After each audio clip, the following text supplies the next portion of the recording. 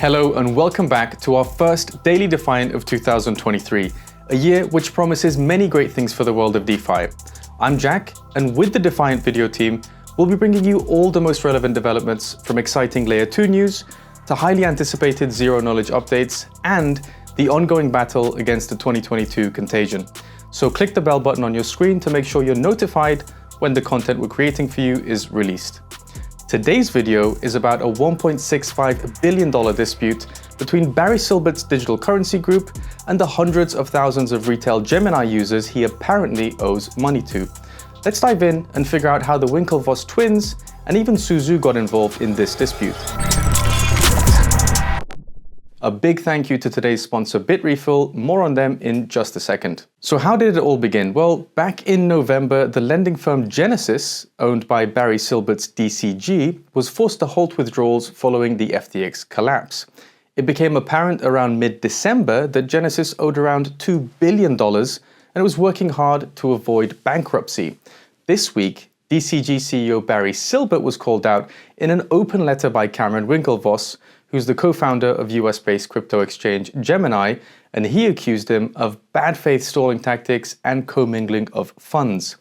This led many to ask just how exposed Gemini really are, and whether a potential Genesis bankruptcy would also take down Gemini. So what is in the letter? Well, in essence, Barry Silbert's digital currency group is being accused of owing $1.65 billion to around 340,000 retail users of Gemini's Earn program. Barry is allegedly refusing to meet and find solutions. DCG allegedly used user funds to speculate on risky trades and is now being called out in this public, rather shameful letter to work with Gemini and solve the problem by the 8th of January. And before we dive into Silbert's response, a quick word from Bitrefill. Bitrefill allows you to shop online and physically without banks, converting your crypto into merchant balance directly without any sign-up.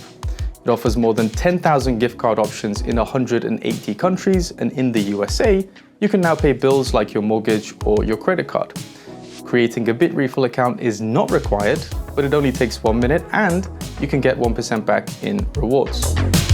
So Barry Silbert responded with a defensive tweet in an apparent move to push the figurative ball back into Cameron Winkelvoss's court, which unfortunately failed to reassure investors who are mainly concerned about access to their own assets. So the timeline for making users whole remains up in the air. So how, you might be wondering, are the Gemini twins involved? Well, Cameron and Tyler co-founded the crypto exchange Gemini Trust Co. And as you can see from this image, along with names like Barry Silbert and the Binance CEO CZ, they're featured on the list of crypto's richest investors and founders. But beyond this, Genesis was the primary partner for Gemini Earn, the financial instrument created by the Winkelvoss twins, allowing users to deposit their cryptocurrencies and receive yields between 0.5 and 8% interest. Decrypt reported today that Gemini Earn users are seeking arbitration in a class action lawsuit against Genesis and its parent company DCG on the grounds that Genesis tried to conceal its insolvency via sham transactions.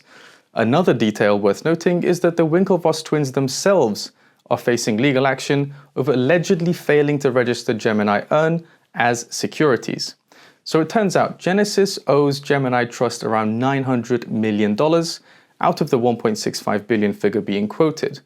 They were also among the first to publicly accuse Silbert of personally using bad faith stalling tactics after Genesis halted withdrawals. Now, according to Cameron, the DCG and Genesis funds are beyond commingled, and the mess is entirely of Silbert's own making, as he's the founder of DCG and Genesis is a fully owned subsidiary. Then we get to Su-Zhu. The now infamous Three Arrows Capital co-founder Su-Zhu also hit DCG with accusations this week, claiming that Barry Silbert had conspired with Sam Bankman-Fried's FTX to attack Luna and DPEG UST back in May. Now, in a seeming effort to shift the blame, he said that DCG took substantial losses from the 3AC bankruptcy and could have calmly restructured back then. But Su-Zhu was promptly reminded by the community of his own very situation and the damage he caused by 3AC's $10 billion collapse. But the buck doesn't quite stop there. Genesis lent $2.4 billion to 3AC before its bankruptcy, and the parent company DCG also has a $1.2 billion claim against Su-Zhu and Kyle Davies' bankrupt hedge fund. Now, similar to Gemini, Genesis and DCG are now being impacted by the FTX fallout. You'll remember that last summer the contagion triggered by the fall of Do Kwon's algorithmic stablecoin UST and its sister coin Luna cost investors around $60 billion. So the relationship between DCG and Genesis has been likened to the FTX and Alameda scandal by 3AC co-founder Kyle Davies, who's also on the run. Now, according to Davies, Barry likely can't claim negligence of the backdoor-like practices which enabled DCG and Genesis funds to become commingled, and he says the situation could get messy.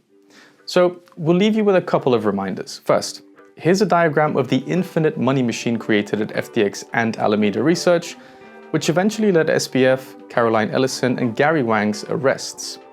And lastly, a reminder that this list of crypto scoundrels and scammers appears to keep growing. So take custody of your own assets and stay safe out there. As always, thanks for tuning into the Daily Defiant, and see you again tomorrow.